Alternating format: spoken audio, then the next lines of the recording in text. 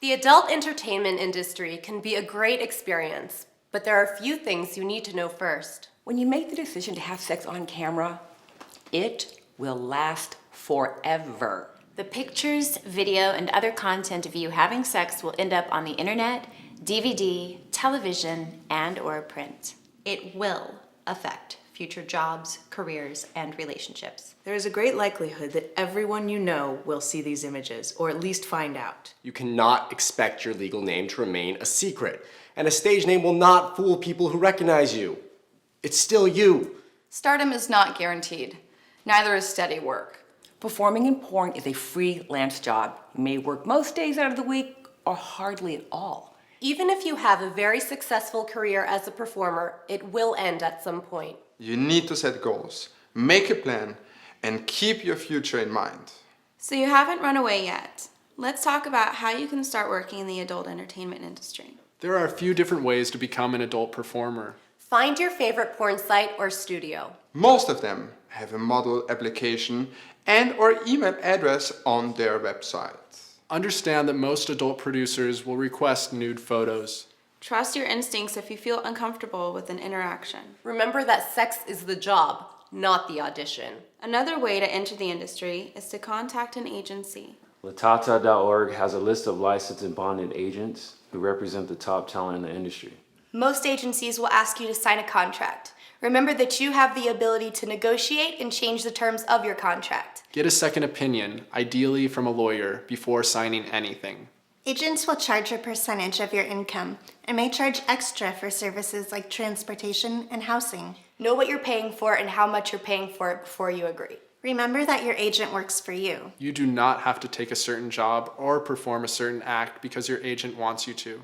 Another way to enter the industry is to produce your own content. You can do this through your own website, blog, third-party site that sells clips of independently produced content, and on live webcam.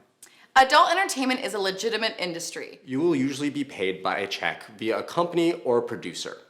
Or you'll receive a check via mail from a payroll company. It'll take like a few weeks, but you'll still get it. Sometimes your taxes are taken out of your check already. Sometimes they're not.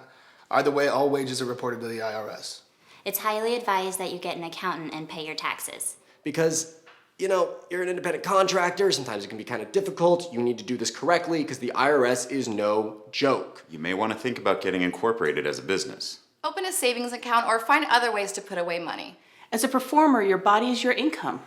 If any unforeseeable things happen, like you get sick, injured, or simply need a break, you need your savings to fall back on. Try to have at least 3 months of living expenses saved just in case one of these things happens. For some people, performing in the adult industry isn't a full-time job. You may want to also pursue an education or develop skills that may be useful when you're finished performing in front of the camera. Talk to your agent and other performers to get an understanding of the current industry rates. Sex scene rates vary from company to company and are often based on how established you are in the industry. However, being brand new is also valuable. Before going to work, make sure you know what sex acts you're performing and how much you are going to be paid. Different sex acts have different rates. Remember that you are the one deciding what amounts and acts you are comfortable with. Make sure you are comfortable with the rate you are getting paid. If you think it's too low, it's probably too low. If you arrive on set and are asked to do something you didn't agree to, you have the right to call your agent. If you don't have an agent, you have the right to negotiate for yourself. You always have the right to say no, and you do not have to defend or explain your choice. I do not want to is a perfectly good reason for saying no to something. Since the job you'll be doing involves sex, we have to talk about the basics of STIs. Some of it might seem gross, and it will probably get a little boring, but the sex you have no longer affects only you and your partners. It now affects the health of every single performer and the livelihoods of every person working in our industry. There is a support system in porn. We are a community. And we care about the people in our community. We want everyone to be happy and healthy. Anytime you engage in sexual activity with another person, on or off camera, you put yourself at risk for contracting sexually transmitted diseases. Some companies require the performers in their scenes be tested for STIs, some require condoms, and some use a combination of both. We as a community follow a protocol of frequent testing for sexually transmittable infections and require that our scene partners follow the same protocol. Any test from an approved testing location will have the performer's ID number on it. The testing center uses the ID to make sure the performer is who they say they are, and it is your job to make sure that the test and ID both belong to the performer you are about to work with. Do not be afraid to ask to see their ID. Your safety is your job. No one can regulate what performers do off camera. We cannot stress enough the importance of safer sex in your personal life.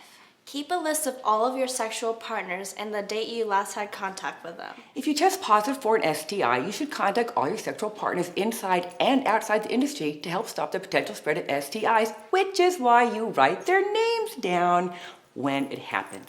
HPV is a virus that can cause genital warts or cancer. According to the U.S. Center for Disease Control, nearly every sexually active person will have at least one kind of HPV in their lives, and 16% of sexually active adults have genital herpes. HPV and herpes are viruses that can be spread during sex when your skin comes into contact with someone else's skin, and oral herpes or cold sores can be spread from mouths to genitals. Yeast, bacterial vaginosis, trichomoniasis, syphilis, gonorrhea, also known as the clap and the drip, and chlamydia are types of bacteria, fungi, and parasites that can infect your mouth, anus, penis, and or vagina. Just because something is commonly thought of as a vagina-only bug doesn't mean it can't live in a mouth, penis, anus, or be transmitted by one. Your butthole counts as genitals too. Some of these infections can seriously damage the inside of your body if they aren't treated. They can also increase your risk of getting other STIs that can be spread even with proper use of a condom, including during oral sex. They don't always show symptoms, and when they do, those symptoms may easily be mistaken for something else. These are some of the reasons that we recommend getting tested frequently. When first transmitted, syphilis usually causes a small sore which might not hurt or even be noticed. Later, in 3/4 of cases, it can cause a rash that can appear anywhere on the body and vary from rough reddish brown patches all the way through to raised gray or white lesions. In about 1/4 of cases, it can also cause a wart-like growth that is really, really contagious. Syphilis can be spread through sex or through any physical contact with the very contagious sores and warts. Sometimes these lesions are not easily noticeable, and even when obvious, can be mistakenly diagnosed as a different condition. If syphilis is not detected and treated, it can eventually cause brain damage and death. And is extremely harmful or fatal to babies infected during pregnancy and childbirth. But, death, guys, death!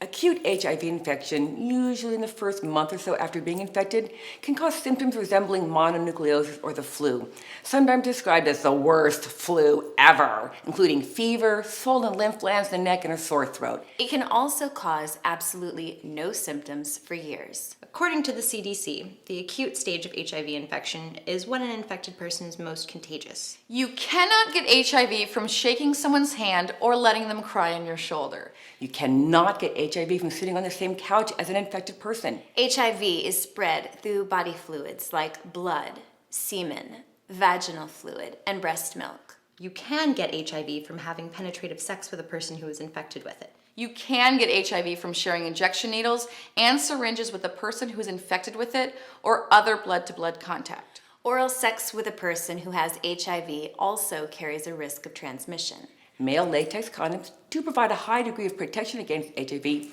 but are not 100% effective and have been known to fail even when used properly. Read the box. Untreated, HIV can advance into AIDS and result in an accelerated and often painful death. Fortunately, there are many treatment options, and it is possible for people who have it to live as long as they would without the infection.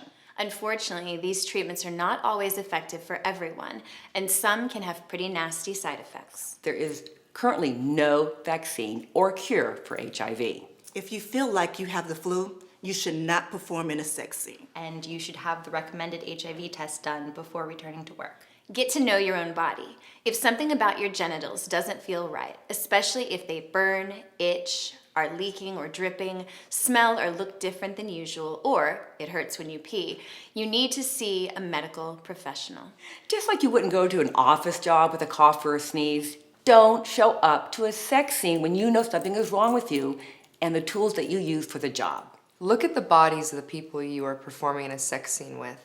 If something doesn't look or smell right, reconsider continuing the scene. Don't forget about hepatitis. Hepatitis A can be contracted through oral contact with fecal matter, like during rimming. Like HIV, hepatitis B and C can be transmitted through blood. Hepatitis C and HIV can also be transmitted through sexual fluids.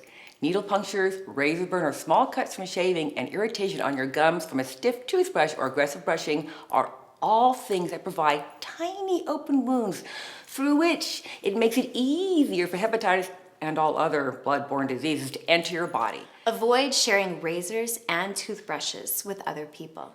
Some sexual acts, like fisting and double penetration, are more physically demanding and may result in tearing of the anus or vagina being penetrated. These tears, which are also open wounds, make it easier for you to contract HIV or hepatitis if you're exposed. There are vaccines available for hepatitis A and B and for some strains of HPV. A male performer's job isn't easy. It often requires a great deal of stamina.